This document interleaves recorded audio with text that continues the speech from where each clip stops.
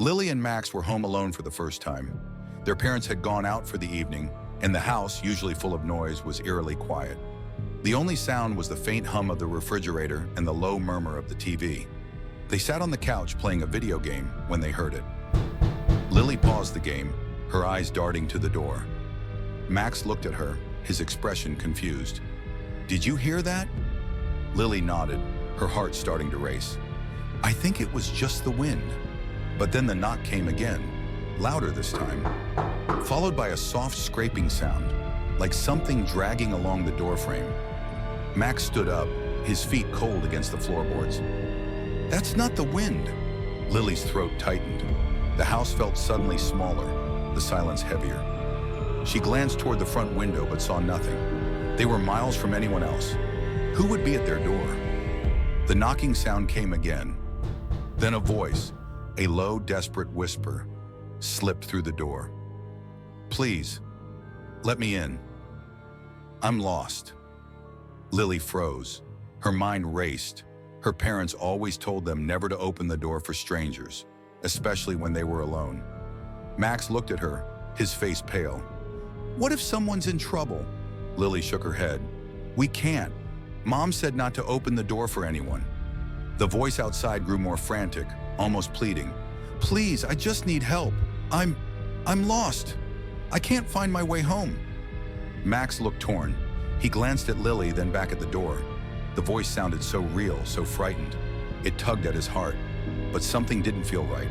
It felt wrong, too wrong. Lily took a step back. What if it's a trap? What if they're trying to get us to open the door? Max's hand hovered over the doorknob. His pulse raced, his head spinning with doubt and fear. What if we just help them? What if they really need us? Another knock came, this time even harder. "Let me in!" The voice was almost shouting now. "Please, I need to get out of here." Lily's stomach twisted. She looked out the window again, but still saw nothing. She wanted to call their parents, but the phone was in the other room. What if they weren't fast enough? What if whatever was out there hurt them before anyone could help? Max stepped back from the door, his hand trembling. "I don't know. Something's not right. We should call the police." Lily nodded quickly, her breath shallow. But just as she turned toward the phone, the knocks stopped. The house fell back into an eerie silence. A long moment passed. Then the door handle turned. Max gasped, pulling Lily closer. The door creaked as if someone was trying to push it open. They stood frozen, their hearts pounding in their chests, knowing that whatever was on the other side, it wasn't just a lost person. Lily grabbed Max's arm, panic in her eyes. "Did you lock the door?" she whispered. Max's face went pale. The rattling doorknob grew louder. I don't remember." The sound of wood splintering erupted as the front door burst open. Lily screamed, grabbing Max and pulling him toward the kitchen. She snatched a knife while Max fumbled for the phone, dialing 911. "Someone broke into our house," he gasped to the operator. "Stay on the line. Help is on the way. Hide now," the calm voice instructed. They crammed into the pantry, holding their breath. Footsteps thudded closer, slow and deliberate. "I know you're here," a low, menacing voice called out. "Come out and we'll talk." The pantry door creaked as the knob turned. Max squeezed his eyes shut. Just as the door began to open, "Police! Hands up!" The intruder bolted, heavy boots pounding out the back door as officers rushed in. Lily and Max stumbled out of the pantry, sobbing as the officers surrounded them. Later, an officer approached, his face serious. "You did the right thing by calling us, but there's something odd. We found no footprints outside, no sign of anyone breaking in." Lily's voice shook. "But we saw the door open. We heard them." The officer nodded grimly. "I believe you, but whoever or whatever was here left no trace." The Smith family was settling in for the evening. The rain tapped softly against the windows, and the living room glowed with the warm light of a movie playing on the TV. Emma sat curled up on the couch with her little brother Noah, while their mom Karen folded laundry on the coffee table. Their dad Tom was in the kitchen making tea. Everything felt peaceful until the knock came. It was sharp, loud and unexpected. Everyone froze. "Who could that be this late?" Karen asked, glancing at the clock. It was nearly 10 p.m. Tom set his mug down and approached the front door. "Stay here," he said, his tone calm but firm. He peered through the peephole but saw nothing. He flipped on the porch light and opened the door a crack. The driveway was empty and the rain was coming down in steady sheets. "No one's there," Tom muttered, shutting the door and locking it. He turned back to the family. Probably kids messing around. But before he could sit down, the knock came again, this time from the side window. Emma screamed, clutching Noah tighter. Karen stood, her eyes darting toward the sound. Tom grabbed a flashlight and strode toward the window. He shone the beam outside but saw nothing but the rain-soaked yard. "I don't like this," Karen said, pulling Emma and Noah closer. Tom grabbed his phone and dialed the non-emergency police line. He described the situation while pacing the living room, his eyes scanning the windows. Then they heard it, the unmistakable sound of the back door handle jiggling. Karen gasped, pulling the kids to the far corner of the room. Tom's jaw tightened. He hung up and grabbed the baseball bat he kept by the stairs. "Stay here, don't move." "Tom, don't," Karen started, but he silenced her with a look. He moved toward the kitchen, gripping the bat tightly.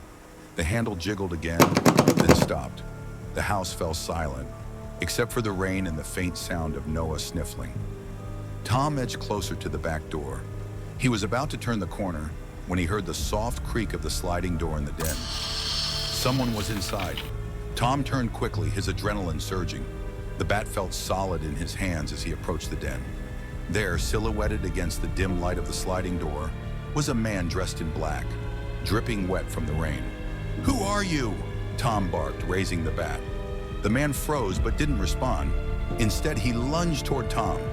Tom swung the bat with everything he had, hitting the man's arm and sending him staggering back. The intruder hissed in pain but scrambled for the door, slipping on the wet floor as he bolted outside. Tom locked the door and ran to the family, his heart pounding. "It's okay, he's gone. I scared him off." Within minutes, flashing lights filled the driveway. The police arrived, searching the property and surrounding area. They found signs of forced entry at the sliding door, but no sign of the man. "He's lucky he ran," Tom told the officers. "Next time, he won't get off so easily." As the police left, Karen hugged Tom tightly. Emma and Noah clung to him, their fear slowly melting into gratitude. "You were so brave, Dad," Emma whispered. Tom smiled, holding his family close. "I'd do anything to keep you safe."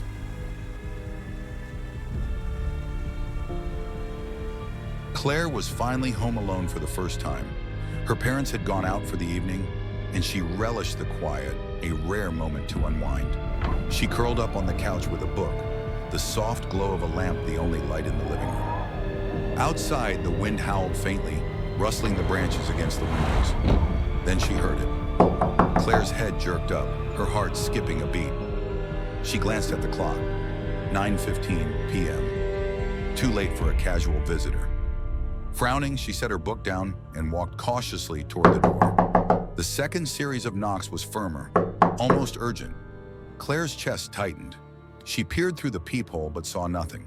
The porch light illuminated only an empty stretch of driveway. "Hello," she called out, her voice quivering slightly. No response.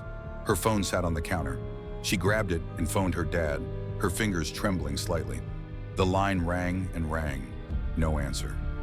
Claire chewed her lip, debating whether to call the police. This time the sound came from the side of the house near the kitchen window. Claire gasped, her pulse racing.